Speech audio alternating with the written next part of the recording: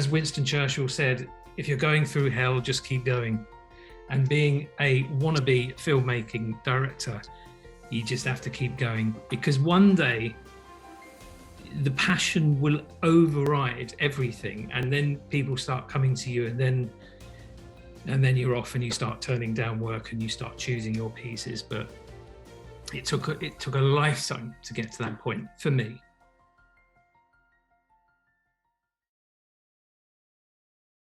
Hi there, welcome to Film Forums. My name's Aisha Bailey. I have a lovely guest with me. Do you want to introduce yourself? Hello, I'm Tim Kirkby, director of Last Looks. So, Tim, do you want to tell us a little bit about your background in filmmaking? Sure, yeah. I mean, wow. I tried to get into film school. I used to hang out in London Film School with my Super 8 films, almost like the Ed Sheeran of wannabe film directors, hanging outside, and I couldn't get in. So I then decided to write 50 letters to production companies, 50 to post-production. So I thought I need to get in somehow, and I got a break as a runner, which changed everything for me, because I was able to find my way through the right channels and absorb, run on the floor. I ended up in post-production and became a visual effects artist. And I was watching how the directors were sort of shooting their work, what they shot, how it was manipulated, and it sort of gave me I've always wanted to direct, but I was too sort of eager to get going. So I just wanted to get out there and shoot something, and started to work on my own stuff. And that sort of led me to shooting very sort of simple commercials, corporate films, anything I could get, any work, any small commission, a lot of freebies. I edited a lot of stuff free. And then just very gradually, because I was right in the heart of Soho in the film industry, I was getting little breaks here and there. So at some point there was a change where I left my full-time job to pursue directing, picking up whatever I could. And in the UK, a lot of the talent gets channeled through commercials, music videos. In America, it's more immediate. You come out of film school and you can do one short film, and then you can direct a studio film. In the UK, it's slightly harder. You have to really fight for everything. You have to put in the groundwork. You have to really, really make yourself available to anything. Now, that's, the sort of technical side of it, but you also have to have instinct as well. Half of creativity for me is instinct. And if you have good instincts, good ideas, good perception, then you're halfway there. And then the other half is sort of learning the craft. And I was right in the sort of nucleus of post-production to sort of hone my craft. And then when I started to write my own shorts, started to work with actors and sort of understand their process and how I can sort of put my ideas through, listen to them and build it up. So I really went through the system as a runner to start with, when I was sort of 21, 22.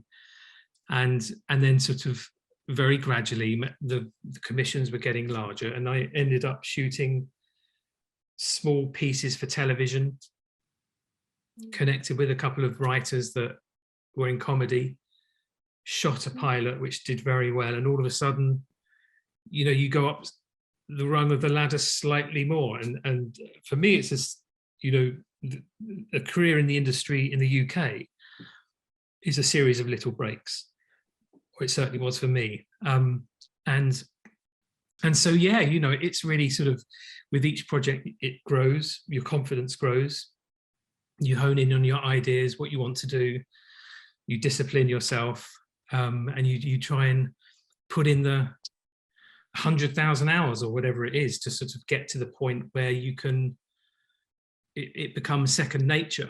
And that took a long time. I did music documentaries, started off doing classic album documentaries, and then all sorts of television. And then it sort of led me to LA. I did a couple of things for the BBC comedy, which went really well. And someone said to me, your little show that you did for the BBC, it's a bit of a hit in the States. So I flew to LA literally with my show reel, showed it to an agent at CAA who loved it. And that's it. And I think in America, it's more immediate. It's like, we like this guy, we like that, here's the job. Yeah. In the UK, it's more, well, he hasn't really done this, or he hasn't really done that. How do we know that you can do that? So in a way, learning your craft in the UK is great, because it puts you in really good position to really attack some of the fantastic work that comes out of the US, because there's a lot of it. There's a lot of not great work, but there's some beautiful work as well. So I wanted to go right to the nucleus of the industry. And that's sort of ignited my obsession with Los Angeles, which ultimately led me to doing Last Looks, because I wanted to do a film in LA, about LA. And as an outsider, as a sort of pariah of the industry, I felt I could sort of connect with the central character. So that's a very sort of schizophrenic kind of way of telling you how I sort of ended up at Last Looks. Obviously, there's a lot more that went into it than that, but that's if you did an edit, that would be a teaser of the last sort of 20 years. Yeah, absolutely. I mean, it's hard to cram in 20 years of experience into, tell us how you got going, kind of thing. It's a That's big right. question. It's a biggie, but I think the main thing is that it takes time.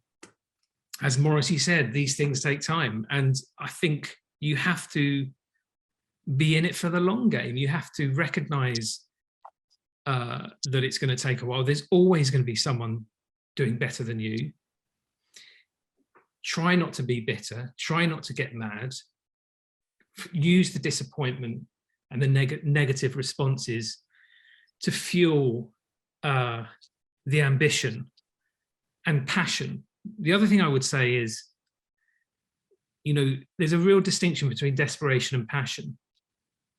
That you can sort of be in a meeting and have sort of 6 meetings a day, and the desperation can tell. If you're passionate, it's very different. And I think people sniff that out. It's a very different thing. So I'm very passionate, you're very passionate. People see that and they connect to that. And now, for me, employing people, heads of departments, all I care about is passion. If you want to do a gig and want to earn some money, that's fine. But the projects that I do, I really want someone to sort of fall in love with the mechanics of what we're doing and enjoy the experience, because it's what keeps you going to the next project. If it comes sort of, and I put myself in the system doing episodic television, and I didn't like it because it's just a paycheck, and it's a lovely paycheck. And that's one side of directing, which is wonderful, but you have to sort of experiment to find out what you're suited to, or what your craft is suited to as well.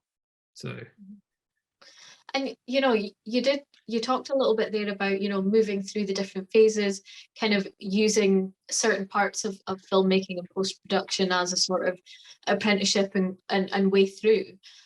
When you say that you eventually gave up your full-time job, now that is a hot topic for any filmmaker. As someone who maybe doesn't have a ton of savings, at what point do you know that it's time now to go, right, I'm giving up the stability and I'm just going to go hard at it, without potentially, losing your home? Well, you have to gamble. That's it. Life is about taking risks, and you have to jump in. And I remember when I made the decision, I used to look at the person, I don't know, just like someone working in a shop and thinking, at least they have a job. They have a job. I'm not going to have a job anymore. But you have to put yourself in that, you have to make that choice. And I was sort of freelancing to literally pay the bills. And you know, you have to know that you have the instinct as well. I think it's really important is that if you feel that you've got something to say, or you feel you're instinctively, you know, good at getting a script or writing an idea, then you've got to pursue that. So I'm, you know, it's hard. It is hard. You know, I remember one moment sitting on the couch, age 28, thinking, this is it. You know, it's not happening the way I thought it was happening. And then the phone goes, and I said, you know, and someone says, oh, this director's dropped out, and this director's dropped out, and someone's put your name forward, and would you like to do it? And you end up doing something really special that they haven't seen before. And then they go, that was lovely. Can you do the next thing? And off you go. But it's a gamble. It's definitely a gamble, but you have to. The other really thing that really inspired me, in 1997, I went to Slam Dance. I did my first short film, which cost £800, called The Legacy of Victor Ferns. And I went to Slam Dance, and I got a plane with a guy called Christopher and his girlfriend, Emma. And we got on really well. We went to dinner, hung out. And he said, oh yeah, I've got a feature film that I shot every Saturday for a year, called Following. And I said, oh yeah, I've got a short film. He said, well, let's go and see each other's films. I went to see his film. It was incredible. It was Christopher Nolan.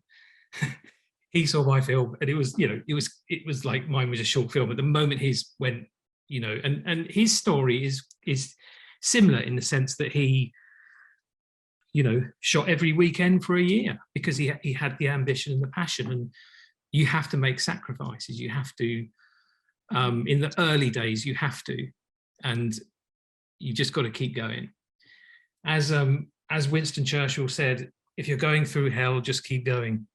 And being a wannabe filmmaking director, you just have to keep going, because one day the passion will override everything, and then people start coming to you, and then you're off and you start turning down work and you start choosing your pieces. But it took a lifetime to get to that point for me.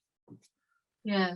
So if we jump forward in time, and you know, look at your film that you've recently made and that everyone can hopefully see soon, can you tell us a little bit about what was the biggest challenge that you faced in shooting that?